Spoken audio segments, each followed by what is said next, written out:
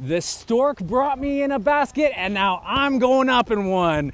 I'm Rolf the Promo Guy and we're hot air ballooning. This is the Heritage Inn International Balloon Festival, and it's in High River, Alberta. Well, this is my third time that I've been in this event. The hot air ballooning, when you do go into competitions, isn't really a race. It's more of accuracy for flying.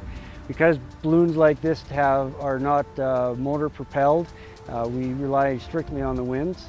So the event directors, when they make up the task for the morning or the evening flight, they challenge us as to where we can take off, as to where we can put the targets and fly into the targets and that kind of stuff as well. So as long as we can read the winds on the ground and at the elevation as well, then that's how we can propel and get our balloons to go in the directions that we need to take them.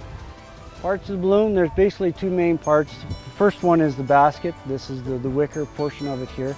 As I said, it's made out of wicker. It helps with the impact when you land, depending on how hard you land, depending on the wind flights and that kind of stuff. The other portion is the envelope, and that's the fabric portion that gets attached onto the top over here. That's the portion of the balloon that actually provides the lift for the entire balloon ensemble to get it up into the air. You get height. Well, this particular type of a balloon is hot air displacement.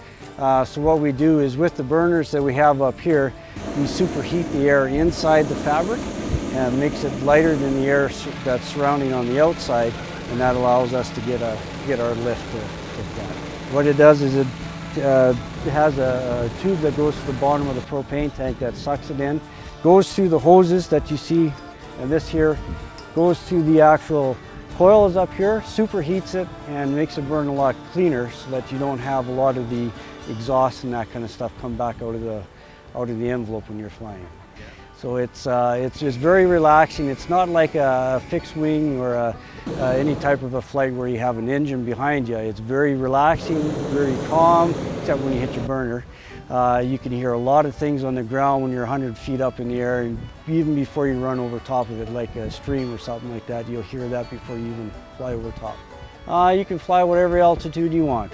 Mostly over built-up areas, basically city limits and that kind of stuff. We have a minimum flight height of 500 feet. We can go up to 13,000 feet, but anything past that, at that point, we need to have oxygen tanks and stuff to breathe into. Well, power lines are always the big one. You always hear of a lot of balloon pilots running into power lines. That's probably one of the bigger ones. The second one is if the winds change and you all of a sudden get a lot of the high winds, then it makes the landings a little bit more difficult.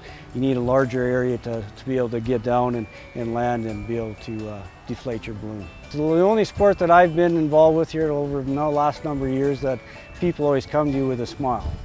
As long as I'm physically able and we're able to pass our medicals, that is a requirement of our license, then yeah, I'll fly as long as I can.